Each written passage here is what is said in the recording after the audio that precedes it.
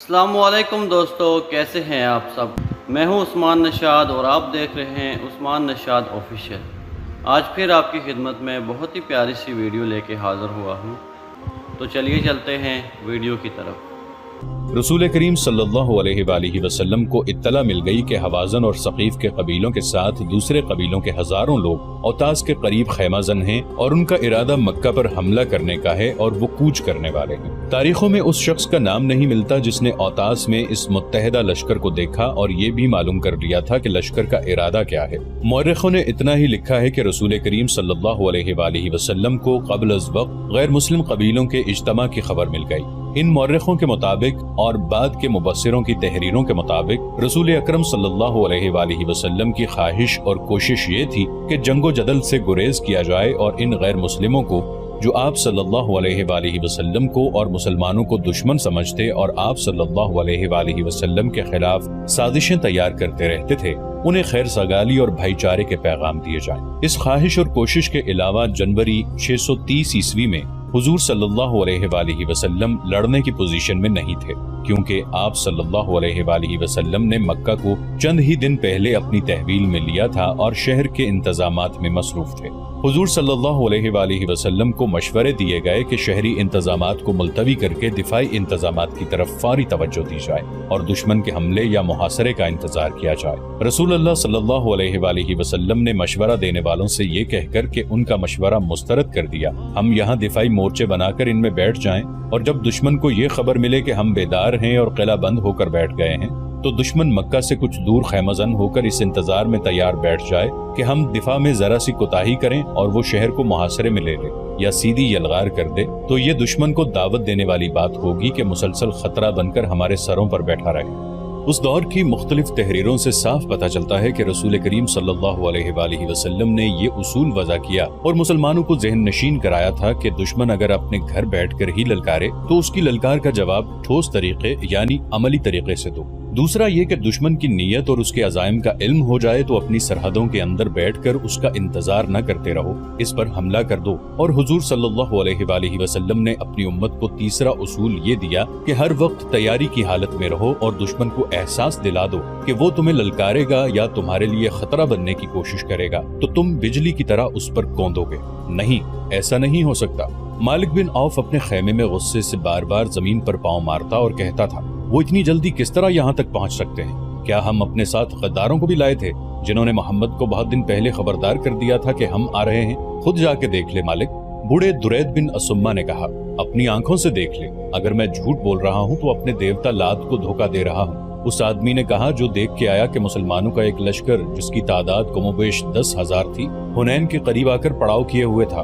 اس نے کہا، انہوں نے خیمے نہیں گاڑے، وہ تیاری کی حالت میں ہیں، اور یہ بھی جھوٹ نہیں کہ اس لشکر کا سپہ سالار خود محمد ہے۔ مالک بن عوف غصے سے باولا ہوا چلا جا رہا تھا، وہ مسلمانوں پر اچانک ٹوٹ پڑنے چلا تھا۔ اس نے اوتاس سے مکہ کی طرف پیش قدمی کا حکم دے دیا تھا، مگر اسے اطلاع ملی کہ مسلمان اپنے رسول صلی اللہ علیہ وآلہ وسلم کی قیادت میں اس کی جمعیت سے تھوڑی ہی دور حنین کے گرد و نواح میں آ گئے ہیں اور مقابلے کے لیے تیار ہیں۔ غصہ تیری عقل کو کمزور کر رہا ہے مالک، درید نے اسے کہا، اب محاصرے اور یلغار کو دماغ سے نکال اور اس زمین سے فائدہ اٹھا جس پر مسلمانوں سے تیرا مقابلہ ہوگا۔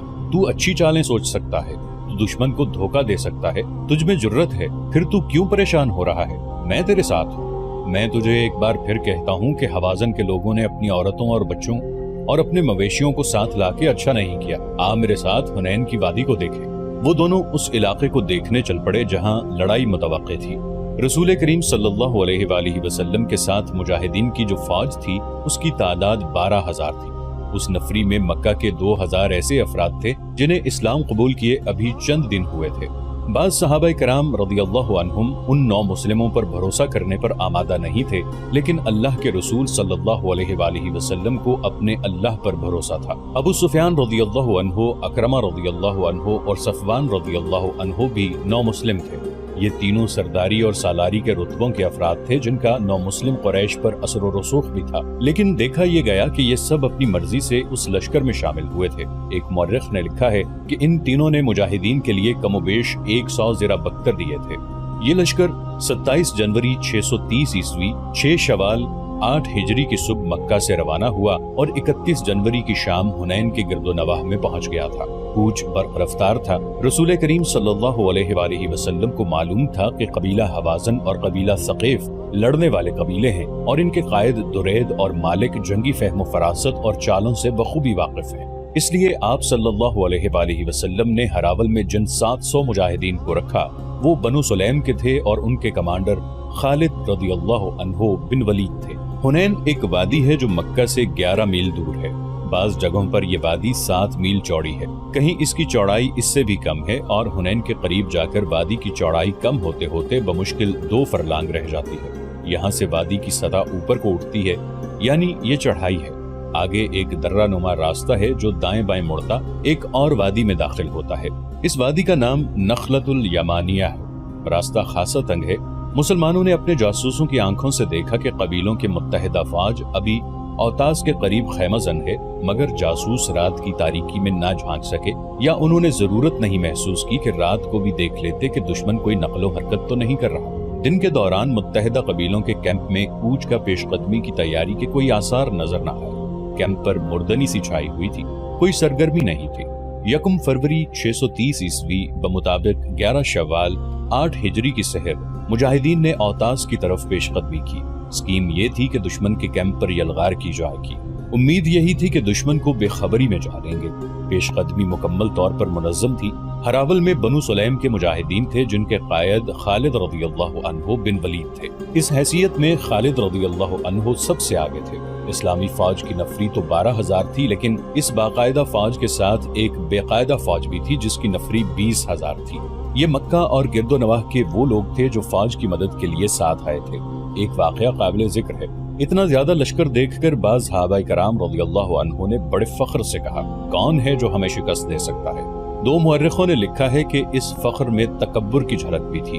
खालिद रज़ियल्लाहु अन्हु इस्लामी लश्कर के आगे थे। वो वादी हुनैन के तंग रास्ते में दाखिल हुए तो सुबह तुलू हो रही थी। खालिद रज़ियल्लाहु अन्हु ने अपने घोड़े को एड़ लगाई और रफ्तार तेज कर दी। खालिद रज़ियल्लाहु अन्हु जोशीले जंगजू थे और जारहाना क़यादत पे यकीन रखते थे। वो जब मुसलमान नहीं हुए थे तो कबीला कुरैश के सरदार आला अबू सुफियान उन्हें सबसे बड़ी शिकायत ये थी कि वो उन्हें खुलकर लड़ने नहीं देते थे। उनके कबूल इस्लाम की एक वजह यह भी थी कि उन्होंने रसूल करीम सल्लल्लाहु अलैहि वसल्लम की अस्करी क़यादत में वो जज्बा देखा था जो उन्हें पसंद था। खालिद रज़ियल्लाहु अन्हु ने कबूल इस्लाम से पहले अकरमा से कहा भी था कि मेरे अस्करी जज्बे और मैदान जंग में जारहाना अंदाज की कदर सिर्फ मुसलमान ही कर सकते हैं। रसूल अल्लाह सल्लल्लाहु अलैहि वसल्लम की खालिद रज़ियल्लाहु अन्हु की अस्करी अहलियत और काबिलियत की जो कदर थी उसका सबूत ये था कि वो इतने बड़े लश्कर के हरावल के कमांडर थे। सुबह तुलू हो रही थी जब खालिद रज़ियल्लाहु अन्हु बिन वलीद का हरावल का दस्ता घाटी वाले तंग रास्ते में दाखिल हुआ। अचानक जमीन आसमान जैसे फट पड़े। हवासन, सकीफ और दीगर कबीलों की मुत्तहिदा फौज के नारे घटाओं की गरज और बिजलियों की कड़क की तरह बुलंद हुए और मूसलाधार बारिश की तरह तीरों की बौछारें आने लगी। ये तीर दाएं बाएं की चट्टानों और टीकरियों से आ रहे थे। ये दुश्मन की घात थी।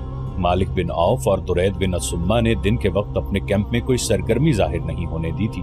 ऐसे मालूम होता था जैसे ये जंगी कैंप नहीं किसी काफिले का पड़ाव है। शाम के बाद मालिक बिन औफ अपनी फौज को हुनैन के तंग रास्ते पर ले गया और तीरंदाजों को दोनों तरफ छुपा कर बिठा दिया था। तीरों की बौछारें अचानक भी थीं और बहुत ज्यादा भी। मुजाहिदीन के घोड़े तीर खा के बेलगाम होके भागे। जो सवार तीरों से महफूज रहे वो भी पीछे को भाग उठे। तीरों की बौछारें और तुंदो तेज हो गई। घोड़े भी बेकाबू और सवार भी बेकाबू हो गए। भगदड़ मच गई। मत भागो! खालिद रज़ियल्लाहु अन्हु बिन वलीद तीरों की बौछारों में खड़े चिल्ला रहे थे। पीठ न दिखाओ, मुकाबला करो, हम दुश्मन को। घोड़ों और सवारों की भगदड़ ऐसी थी कि खालिद रज़ियल्लाहु अन्हु बिन वलीद की पुकार किसी के कानों तक पहुंची ही नहीं थी। कोई ये देखने के लिए भी नहीं रुकता था कि खालिद रज़ियल्लाहु अन्हु के जिस्म में कितने तीर उतर गए हैं और वो पीछे हटने की बजाय वहीं खड़े अपने दस्ते को मुकाबले के लिए ललकार रहे हैं। वो आखिर भगदड़ के रेले की जद में आ गए और उनके धक्कों से यूं दूर पीछे आ गए जैसे सैलाब में बह गए हों। जब भगदड़ का रेला गुजर गया तो खालिद रज़ियल्लाहु अन्हु इतने जख्मी हो चुके थे कि घोड़े से गिर पड़े और बेहोश हो गए। हरावल के पीछे इस्लामी फौज आ रही थी। उसके रजाकारों का बेकायदा लश्कर भी था। हरावल का दस्ता भागता दौड़ता पीछे को आया तो फौज में भी भगदड़ मच गई। हरावल के बहुत से आदमियों के जिस्मों में तीर पैवस्त थे और उनके कपड़े खून से लाल थे। घोड़ों को भी तीर लगे हुए थे। मालिक बिन औफ की फौज के नारे जो पहले से ज्यादा बुलंद हो गए थे सुनाई दे रहे थे। ये हाल देखकर इस्लामी फौज बिखर कर पीछे को भागी। बाज मौर्रिखों ने लिखा है कि वो कुरैश जो बेदिली से मुसलमान हुए थे और इस्लामी फौज के साथ आ गए थे, उन्होंने इस भगदड़ को यूं बढ़ाया जैसे जलती पर तेल डाला जाता है। वो न सिर्फ भागे बल्कि उन्होंने खौफो हिरास फैलाया। उन्हें एक खुशी तो ये थी कि लड़ाई से बचे और दूसरी ये कि मुसलमान भाग निकले हैं और उन्हें शिकस्त हुई है। मुसलमानों की कुछ नफरी वहीं जा पहुंची जहां से चली थी। उस जगह को फौजी अड्डा यानी बेस बनाया गया था। ज्यादा तादाद उन मुसलमानों की थी जिन्होंने पीछे हटकर ऐसी जगहों पर पनाह ले ली जहां छुपा जा सकता था, लेकिन वो छुपने के लिए बल्कि छुपकर ये देखने के लिए वहां रुके थे कि क्या हुआ है और वो दुश्मन कहाँ है जिससे डरकर पूरी फौज भाग उठी है। वहां तो हालत ये हो गई थी कि भागते हुए ऊंट और घोड़े एक दूसरे से टकरा रहे थे और प्यादे उनके दरमियान आकर कुचले जाने से बचने के लिए हर तरफ भाग रहे थे। रसूल करीम सल्लल्लाहु अलैहि वसल्लम ने अपनी फौज की ये हालत देखी तो आप सल्लल्लाहु अलैहि वसल्लम भागने वालों के रास्ते में खड़े हो गए। आप सल्लल्लाहु अलैहि वसल्लम के साथ 9 सहाबा कराम थे। उनमें 4 काबिल जिक्र हैं। हजरत उमर रज़ियल्लाहु अन्हु, हजरत अब्बास रज़ियल्लाहु अन्हु, हजरत अली रज़ियल्लाहु अन्हु और हजरत अबू बकर रज़ियल्लाहु अन्हु। मुसलमानों, रसूल करीम सल्लल्लाहु अलैहि वसल्लम ने बुलंद आवाज से ललकारना शुरू कर दिया, कहाँ जा रहे हो? मैं इधर खड़ा हूँ। मैं जो अल्लाह का रसूल हूँ, मुझे देखो। मैं मोहम्मद इब्ने अब्दुल्ला यहाँ खड़ा हूँ। मुसलमान हुजूम के करीब से भागते हुए गुजरते जा रहे थे। आप सल्लल्लाहु अलैहि वसल्लम की आवाज शोर में दब कर रह गई थी। खालिद रज़ियल्लाहु अन्हु बिन वलीद कहीं नजर नहीं आ रहे थे। वो आगे कहीं बेहोश पड़े थे। इतने में कबीला हवाजन के कई आदमी ऊंटों और घोड़ों पर सवार भागते हुए मुसलमानों के ताक़ुब में आए। उनके आगे एक शुतर सवार था जिसने झंडा उठा रखा था। हजरत अली रज़ियल्लाहु अन्हु ने एक मुसलमान को साथ लिया और उस शुतर सवार अलंबरदार के पीछे दौड़ पड़े। करीब जाकर हजरत अली रज़ियल्लाहु अन्हु ने उसके ऊंट की पिछली टांग पर तलवार का वार करके टांग काट दी। ऊंट गिरा तो सवार भी गिर पड़ा। हजरत अली रज़ियल्लाहु अन्हु ने उसके उठते उठते उसकी गर्दन साफ काट दी। हुजूर सल्लल्लाहु अलैहि वसल्लम एक टीकरी पर जा खड़े हुए। दुश्मन के किसी आदमी की ललकार सुनाई दी, वो रहा मोहम्मद, कत्ल कर दो। तारीख में उन आदमियों को कबीला सकीफ के लिखा गया है जो अपने आदमी की ललकार पर उस टीकरी पर चढ़ने लगे जिस पर रसूल अल्लाह सल्लल्लाहु अलैहि वसल्लम खड़े थे। सहाबा कराम रज़ियल्लाहु अन्हुम जो आप सल्लल्लाहु अलैहि वसल्लम के साथ थे, उन आदमियों पर टूट पड़े। मुख्तसर से मारके में वो सब भाग निकले। उनमें से कोई भी रसूल अकरम सल्लल्लाहु अलैहि वसल्लम तक ना पहुंच सका। मैं मालिक बिन औफ से शिकस्त नहीं खाऊंगा, रसूल अल्लाह सल्लल्लाहु अलैहि वसल्लम ने फरमाया। वो इतनी आसानी से कैसे फतह हासिल कर सकता है? हुजूर सल्लल्लाहु अलैहि वसल्लम ने अपनी फौज को बिखरते और भागते तो देख ही लिया था। आप सल्लल्लाहु अलैहि वसल्लम दुश्मन को भी देख रहे थे, बल्कि दुश्मन को ज्यादा देख रहे थे। आप सल्लल्लाहु अलैहि वसल्लम की अस्करी हिस्स ने महसूस कर लिया कि मालिक बिन औफ अपने पहले भरपूर और कामयाब वार पर इस कदर खुश हो गया है कि उसे अगली चाल का ख्याल ही नहीं रहा। वो इस्लामी फौज की भगदड़ और अफरा तफरी की पसपाई से फायदा नहीं उठा रहा था। हुजूर सल्लल्लाहु अलैहि वसल्लम को तवक्को थी कि मालिक बिन औफ की मुत्तहिदा फौज मुसलमानों के ताक़ुब में आएगी, लेकिन ताक़ुब में दुश्मन के जो आदमी आए थे वो तादाद में थोड़े और गैर मुनज़्ज़म थे। इसके अलावा हुजूर सल्लल्लाहु अलैहि वसल्लम ने अपने हरावल दस्ते को पीछे आते भी देखा था और आप सल्लल्लाहु अलैहि वसल्लम ने मालूम भी किया था कि हरावल के कितने आदमी शहीद और जख्मी हुए हैं। आप सल्लल्लाहु अलैहि वसल्लम को बताया गया कि कई एक मुजाहिदीन के घोड़े और ऊंट जख्मी हुए हैं, शहीद एक भी नहीं हुआ। इससे रसूलुल्लाह सल्लल्लाहु अलैहि वसल्लम ने ये राय कायम की कि ये दुश्मन तीरंदाजी में अनाड़ी है और जल्दबाज भी है। इतनी ज्यादा तीरंदाजी किसी को जिंदा न रहने देती। हुजूर सल्लल्लाहु अलैहि वसल्लम ने अपने पास खड़े सहाबा कराम पर नजर डाली। आप सल्लल्लाहु अलैहि वसल्लम की नजरें हजरत अब्बास रज़ियल्लाहु अन्हु पर ठहर गईं। हजरत अब्बास रज़ियल्लाहु अन्हु की आवाज गैर मामूली तौर पर बुलंद थी जो बहुत दूर तक सुनाई देती थी। जिस्म के लिहाज से भी हजरत अब्बास रज़ियल्लाहु अन्हु क़वी हैकल थे। अब्बास, हुजूर सल्लल्लाहु अलैहि वसल्लम ने कहा, तुम पर अल्लाह की रहमत हो, मुसलमानों को पुकारो, उन्हें यहाँ आने के लिए कहो। ऐ अंसार, हजरत अब्बास रज़ियल्लाहु अन्हु ने इंतहाई बुलंद आवाज में पुकारना शुरू किया, ऐ अहले मदीना, ऐ अहले मक्का, आओ अपने रसूल के पास आओ। حضرت عباس رضی اللہ عنہ قبیلوں کے اور آدمیوں کے نام لے لے کر پکارتے رہے اور کہتے رہے کہ اپنے رسول صلی اللہ علیہ وآلہ وسلم کے پاس، اپنے اللہ کے رسول کے پاس آؤ۔ سب سے پہلے انصار آئے۔ ان کی تعداد معمولی تھی، لیکن ایک کو دیکھ کر دوسرا آتا چلا گیا۔ مکہ کے کچھ دوسرے قبیلوں کے لوگ بھی آ گئے، ان کی تعداد 100 ہو گئی۔ رسول کریم صلی اللہ علیہ وآلہ وسلم نے دیکھا کہ قبیلہ حوازن کے بہت سے آدمی پسپا ہوئے مسلمانوں کی طرف دوڑے آ رہے تھے۔ آپ صلی اللہ علیہ وآلہ وسلم نے ان 100 مجاہدین کو دشمن کے ان آدمیوں پر حملہ کرنے کا حکم دے دیا۔ مجاہدین ان کے عقب سے ان پر ٹوٹ پڑے۔ حوازن کے آدمی بوکھلا گئے اور مقابلے کے لیے سنبھلنے لگے، لیکن مجاہدین نے انہیں سنبھلنے کی مہلت نہ دی۔ ان میں بہت سے بھاگ نکلے۔ ان کے زخمی اور ہلاک ہونے والے پیچھے رہ گئے تو وہ اچانک ایسے حالات پیدا ہو گئے کہ مجاہدین میں بھگدڑ مچ گئی تھی، ورنہ وہ ہمیشہ اپنے سے کئی گنا زیادہ دشمن سے لڑے اور فاتح اور کامران رہے تھے۔ انہوں نے دیکھا کہ عباس رضی اللہ عنہ کی پکار پر مسلمان رسول اکرم صلی اللہ علیہ وآلہ وسلم کے حضور اکٹھے ہو رہے ہیں، اور دشمن مسلمانوں کے چھوٹے سے گروہ کے جوابی حملے کو بھی برداشت نہیں کر سکا، اور انہوں نے یہ بھی دیکھا کہ حوازن اور ثقیف ان کے تعاقب میں نہیں آ رہے، تو کئی ہزار مجاہدین واپس آ گئے۔ رسول اکرم صلی اللہ علیہ وآلہ وسلم نے انہیں فوراً منظم کیا اور دشمن پر حملے کا حکم دے دیا۔ خالد رضی اللہ عنہ بن ولید لاپتہ تھے۔ کسی کو ہوش نہیں تھا کہ دیکھتا کہ کون لاپتہ ہے اور کون کہاں ہے۔ وہی تنگ گھاٹی جہاں مجاہدین پر قہر ٹوٹا تھا، اب متحدہ قبائل کے لیے موت کی گھاٹی بن گئی تھی۔ قبیلہ حوازن چونکہ سب سے زیادہ لڑاکا قبیلہ تھا، اسی لیے اس کے آدمیوں کو آگے رکھا گیا تھا۔ یہ لوگ بلا شک و شبہ ماہر لڑاکے تھے، لیکن مسلمانوں نے جس قہر سے حملہ کیا تھا اس کے آگے حوازن ٹھہر نہ سکے۔ مسلمان اس خفت کو بھی مٹانا چاہتے تھے جو انہیں غلطی سے اٹھانی پڑی تھی۔ یہ دست بدست لڑائی تھی۔ مجاہدین نے تیغزنی کے وہ جوہر دکھائے کہ حوازن گر رہے تھے یا مارکے سے نکلنے کی کوشش کر رہے تھے۔ رسول اکرم صلی اللہ علیہ وآلہ وسلم مارکے کے قریب ایک بلند جگہ پر کھڑے تھے۔ آپ صلی اللہ علیہ وآلہ وسلم نے للکار کر کہا، یہ جھوٹ نہیں کہ میں نبی ہوں، میں ابن عبد المطلب ہوں۔ حوازن پیچھے ہٹتے چلے جا رہے تھے۔ وہ اب وار کرتے کم اور وار روکتے زیادہ تھے۔ ان کا دمخم ٹوٹ رہا تھا۔ ان کے پیچھے قبیلہ ثقیف کے دستے تیار کھڑے تھے۔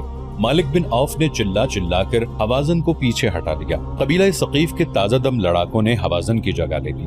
مسلمان تھک چکے تھے اور ثقیف تازہ دم تھے، لیکن مسلمانوں کو اپنے قریب اپنے رسول صلی اللہ علیہ وآلہ وسلم کی موجودگی اور للکار نیا حوصلہ دے رہی تھی۔ مسلمانوں کی تلواروں اور برچھیوں کی ضربوں میں جو قہر اور غضب تھا، اور ان کے نعروں اور للکار میں جو گرج اور کڑک تھی، اس نے ثقیف پر دہشت طاری کر دی۔ ثقیف کے لڑاکے جو عرب میں خاصے مشہور تھے، تیزی سے پیچھے ہٹنے لگے اور پھر ان کے اونٹوں اور گھوڑوں نے بھگدڑ بپا کر دی۔ اس سے دشمن میں وہی کیفیت پیدا ہو گئی جو گھاٹی میں صبح کے وقت مسلمانوں میں پیدا ہو گئی تھی۔ حوازن بڑی بری حالت میں پیچھے کو بھاگے تھے۔ اب ثقیف بھی پسپا ہوئے تو ان کے اتحادی قبائل کے حوصلے لڑے بغیر ہی ٹوٹ گئے۔ وہ افراتفری میں بھاگ گئے۔ مالک بن عوف تنگ راستے سے دور پیچھے حوازن کے بھاگے ہوئے دستوں کو یکجا کر رہا تھا۔ اس کا انداز بتا رہا تھا کہ وہ جارحانہ کارروائی سے منہ موڑ چکا ہے اور اپنے دستوں کو دفاعی دیوار کے طور پر ترتیب دے رہا ہے۔ رسول اللہ صلی اللہ علیہ وآلہ وسلم نے یہ ترتیب دیکھی تو آپ صلی اللہ علیہ وآلہ وسلم اپنے لشکر کی طرف پلٹے۔ آپ صلی اللہ علیہ وآلہ وسلم نے دیکھا کہ جو مجاہدین صبح کے وقت بھاگ گئے تھے وہ سب واپس آ گئے ہیں۔ حضور صلی اللہ علیہ وآلہ وسلم نے حکم دیا کہ گھڑ سواروں کو آگے لاؤ۔ ذرا سی دیر میں سوار پیادوں سے الگ ہو گئے۔ آپ صلی اللہ علیہ وآلہ وسلم نے سواروں کو ایک خاص ترتیب میں کر کے حکم دیا کہ حوازن کو سنبھلنے اور منظم ہونے کا موقع نہ دو اور برق رفتار حملہ کرو۔ ان سواروں میں بنو سلیم کے وہ سوار بھی شامل تھے جن پر سب سے پہلے تیروں کی بوچھاڑیں آئی تھیں اور مسلمانوں کی جمعیت پارا پارا ہو گئی تھی، لیکن بنو سلیم کا کمانڈر ان کے ساتھ نہیں تھا، اور وہ تھے خالد رضی اللہ عنہ بن ولید، جو ابھی تک کہیں بے ہوش پڑے تھے۔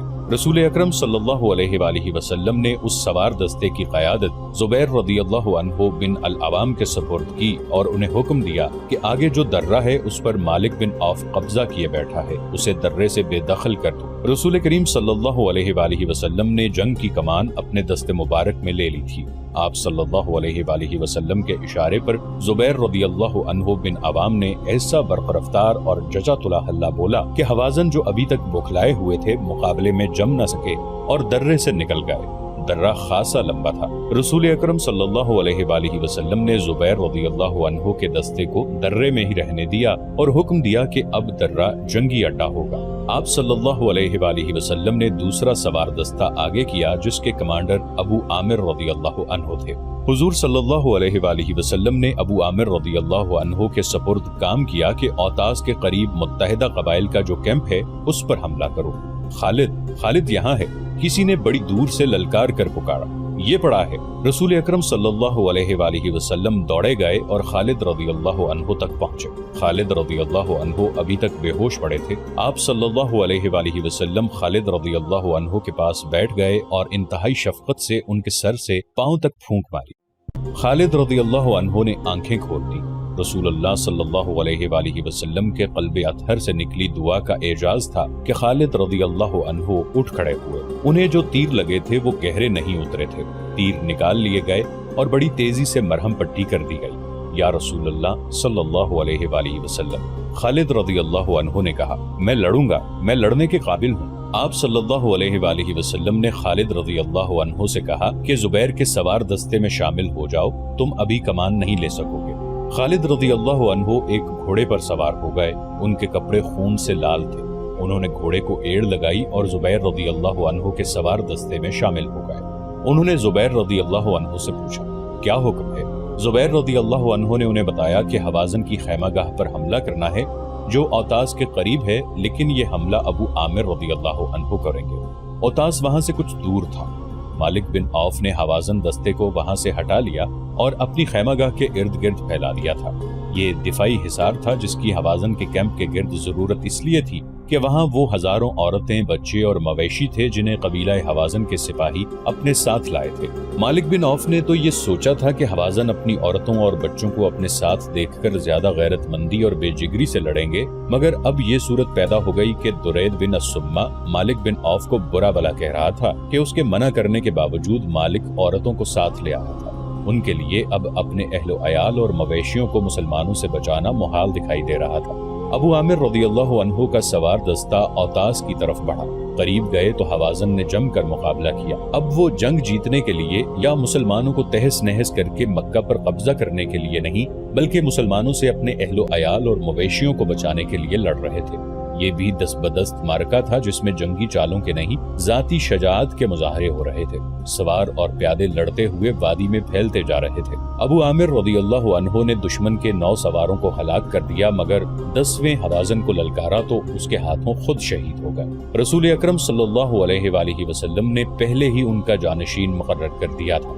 वो थे उनके चचाजाद भाई अबू मूसा रज़ियल्लाहु अन्हु। उन्होंने फौरन कमाल संभाली और अपने सवारों को ललकारने लगे। हवाज़न जख्मी हो होकर गिर रहे थे। साफ नजर आ रहा था कि उनके पांव उखड़ रहे हैं। रसूल अकरम सल्लल्लाहु अलैहि वआलिहि वसल्लम ने जुबैर रज़ियल्लाहु अन्हु बिन अल अवाम को, जिन्हें आप सल्लल्लाहु अलैहि वआलिहि वसल्लम ने दर्रे में रोक लिया था, हुक्म दिया कि अपने दस्ते को अबू मूसा की मदद के लिए ले जाएं। हुजूर सल्लल्लाहु अलैहि वआलिहि वसल्लम ने ये इसलिए जरूरी समझा था कि दोनों दस्ते मिलकर हवाज़न का काम जल्दी तमाम कर सकेंगे।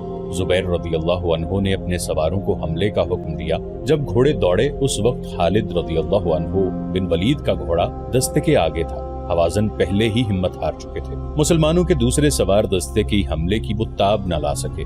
उनके जख्मियों की तादाद मामूली नहीं थी। वो अपनी औरतों और बच्चों को छोड़कर भाग निकले।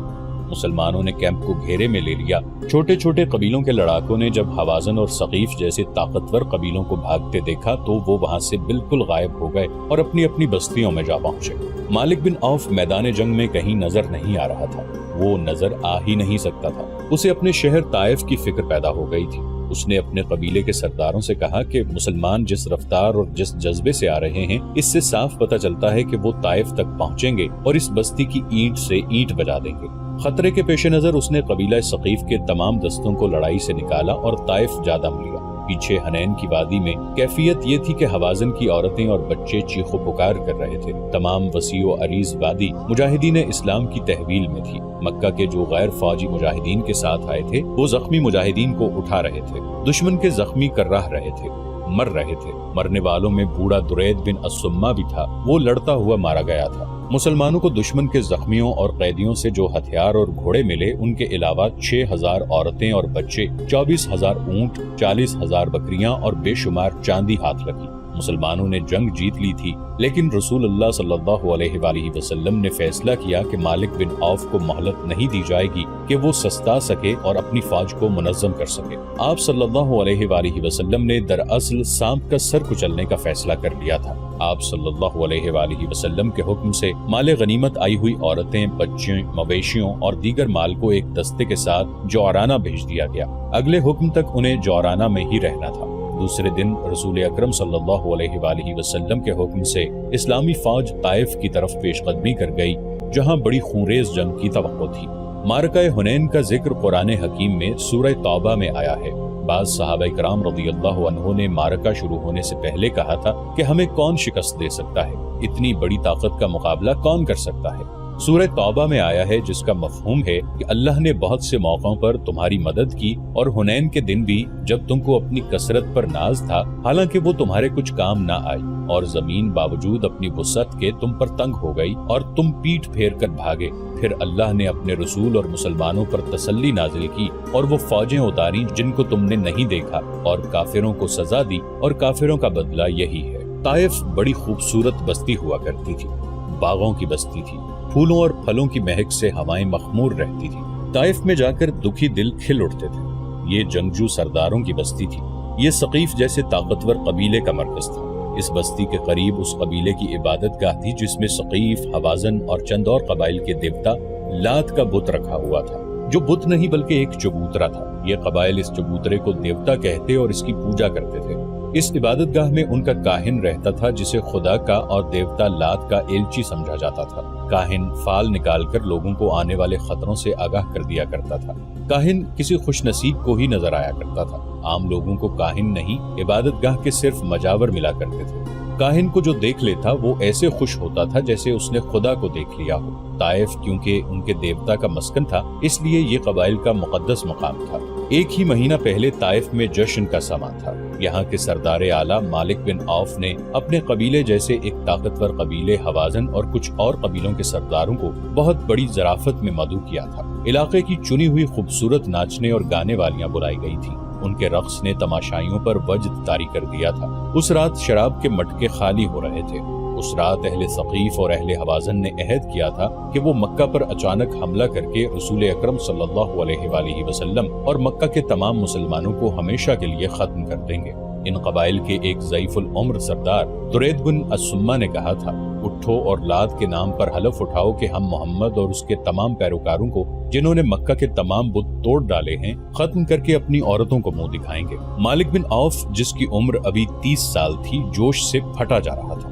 اس نے کہا تھا کہ قبائل کا متحدہ لشکر مکہ میں مسلمانوں کو بے خبری میں جا دبوچے گا۔ اس رات مالک بن عوف، درید بن سمہ اور دوسرے قبیلوں کا سردار کاہن کے پاس گئے۔ کاہن سے انہوں نے پوچھا تھا کہ وہ مکہ کے مسلمانوں کو بے خبری میں دبوچ سکیں گے اور کیا ان کا اچانک اور غیر متوقع حملہ مسلمانوں کو گھٹنوں بٹھا سکے گا۔ کاہن نے انہیں یقین دلایا تھا کہ دیوتا لات نے انہیں آشیرواد دی ہے۔ کاہن نے بڑے وثوق سے کہا تھا کہ مسلمانوں کو اس وقت پتہ چلے گا جب تمہاری تلواریں انہیں کاٹ رہی ہوں گی۔ اب ایک ہی ماہ بعد طائف کا حسن اداس تھا، بستی کے ماحول پر خوف و ہراس طاری تھا۔ اپنے دیوتا لات کے آشیرواد سے اور کاہن کی یقین دہانی سے ثقیف، حوازن اور دیگر قبائل کا جو لشکر مکہ پر حملہ کرنے گیا تھا وہ مکہ سے دور حنین کے مقام پر مسلمانوں کے ہاتھوں پٹ کر اور تتر بتر ہو کر واپس آ رہا تھا۔ بھاگ کے آنے والوں میں پیش پیش اس متحدہ لشکر کا سالار اعلیٰ، جواں سال اور جوشیلا سردار مالک بن عوف تھا۔ وہ سب سے پہلے اسی لیے طائف پہنچا تھا کہ شہر کے دفاع کو مضبوط بنا سکے۔ مسلمان رسول اکرم صلی اللہ علیہ وآلہ وسلم کی قیادت میں طائف کی طرف بڑھے آ رہے تھے۔ طائف کے لوگوں، طائف کی گلیوں میں گھبرائی سی آوازیں اٹھ رہی تھیں۔ مسلمان آ رہے ہیں، شہر کا محاصرہ ہوگا، تیار ہو جاؤ، اناج اور کھجوریں اکٹھی کر لو، پانی جمع کر لو۔ سب سے زیادہ گھبراہٹ مالک بن عوف پر طاری تھی۔ اسے طائف ہاتھ سے جاتا نظر آ رہا تھا۔ اسے شکست اور پسپائی کی چوٹ تو پڑی ہی تھی، سب سے بڑی چوٹ اس پر یہ پڑی کہ وہ جب شہر میں داخل ہوا تو عورتوں نے اس کی بہادری اور فتح کے گیت گانے کی بجائے اسے نفرت کی نگاہوں سے دیکھا تھا، اور اس کے لشکریوں کو بعض عورتوں نے تانے بھی دیے تھے۔ بیویاں اور بیٹیاں کہاں ہیں جنہیں تم ساتھ لے گئے تھے؟ عورتیں لشکریوں سے طنزیہ لہجے میں پوچھ رہی تھیں۔ بچے بھی مسلمانوں کو دے آئے ہو؟ یہ بھی ایک تانا تھا جو عورتیں انہیں دے رہی تھیں۔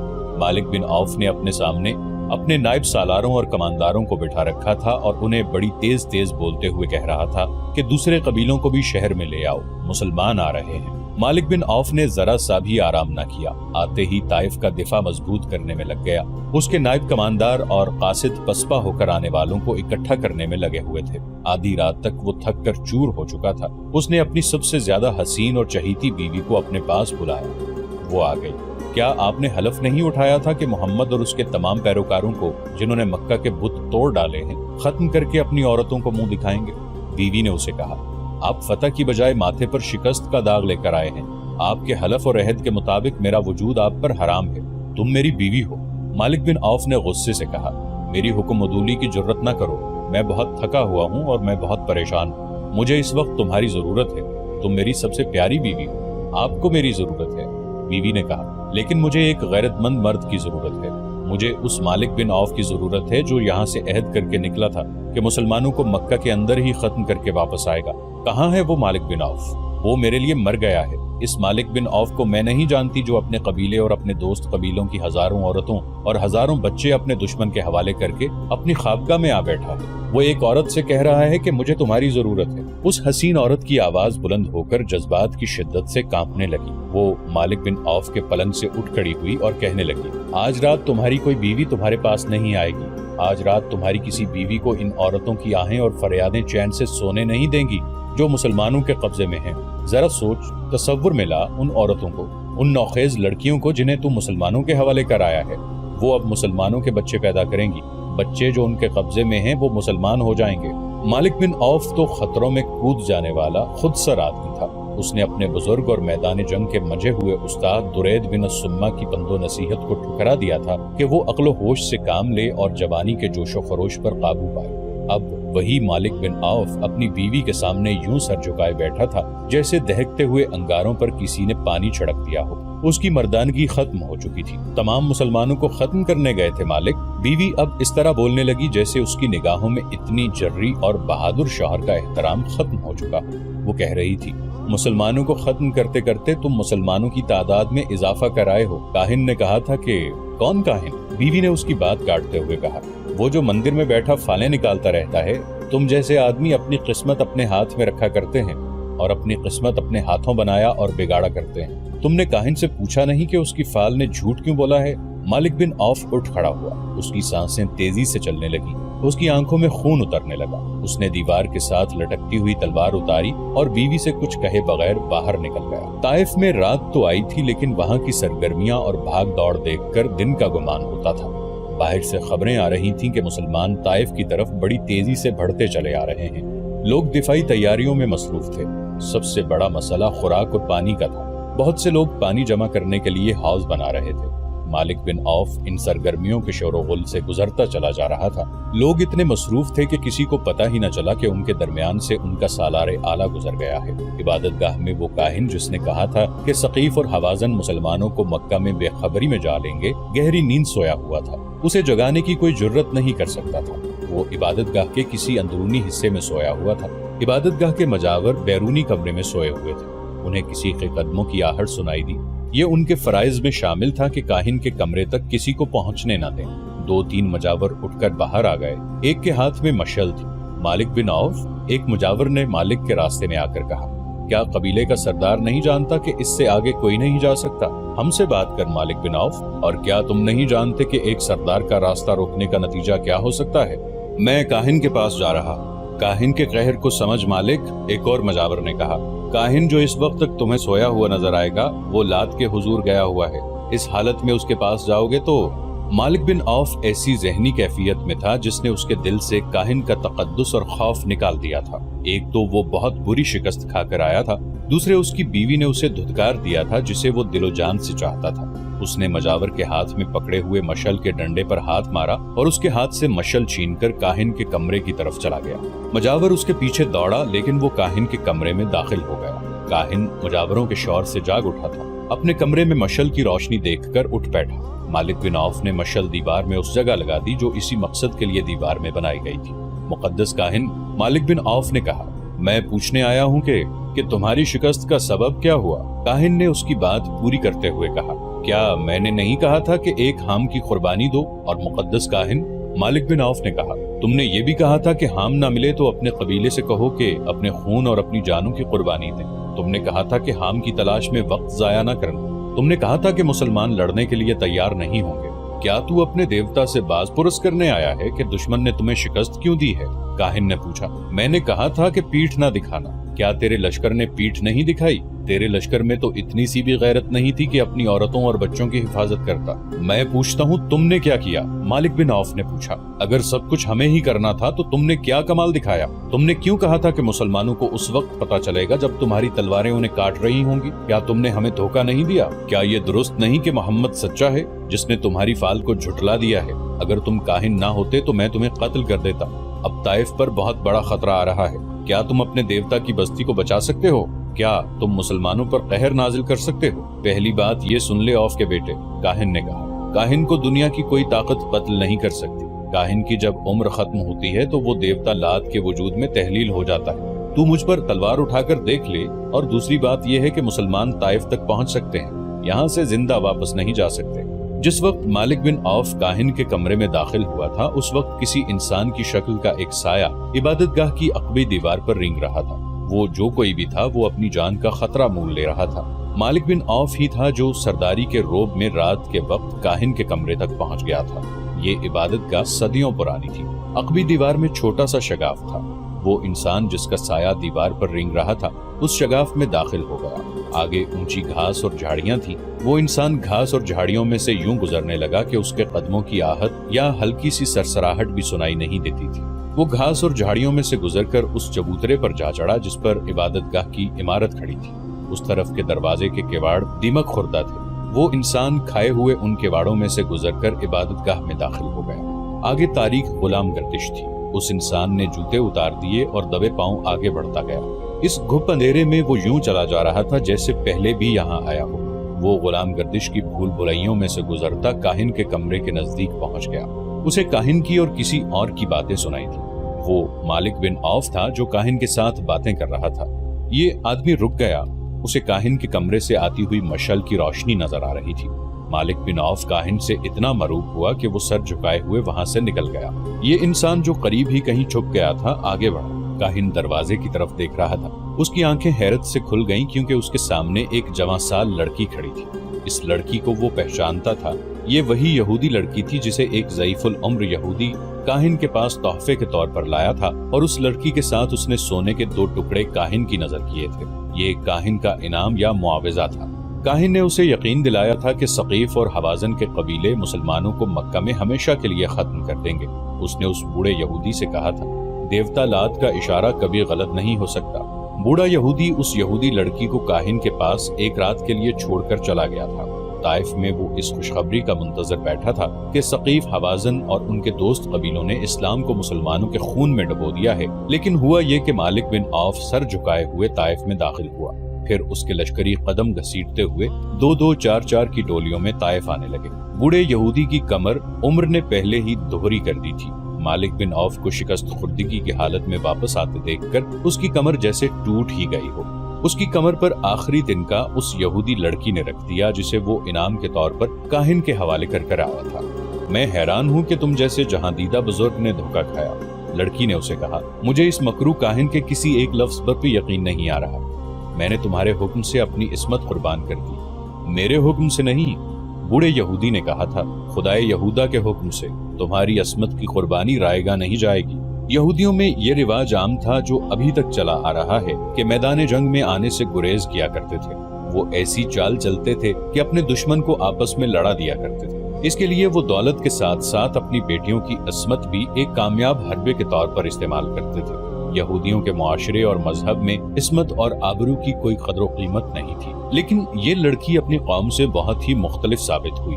वो बूढ़े यहूदी पर टूट टूट पड़ती और कहती थी कि मुसलमानों का कला कमा हो जाता तो वो फख्र से कहती कि उसने इस मकसद के लिए अपनी इस्मत की कुर्बानी दी है, और वो ये भी कहती थी कि काहिन ने उन्हें धोखा दिया है। रात को जब बूढ़ा यहूदी गहरी नींद सोया हुआ था, ये लड़की उठी। उसने खंजर अपने तकिए के नीचे रखा हुआ था। उसने खंजर निकाला और अपने कपड़ों के अंदर छुपा लिया। वो दबे पांव बाहर निकल गई। हम जानते थे कि हमारा जादू तुम्हें एक बार फिर हमारे पास ले आएगा, काहिन उस लड़की से कह रहा था। आओ, दरवाजे पर खड़ी क्या कर रही हो? लड़की आहिस्ता आहिस्ता आगे बढ़ी और काहिन के करीब जा गई। जादू नहीं, इंतकाम कहो, लड़की ने अपनी धीमी आवाज में कहा। इसमें कहर और गजब छुपा हुआ था।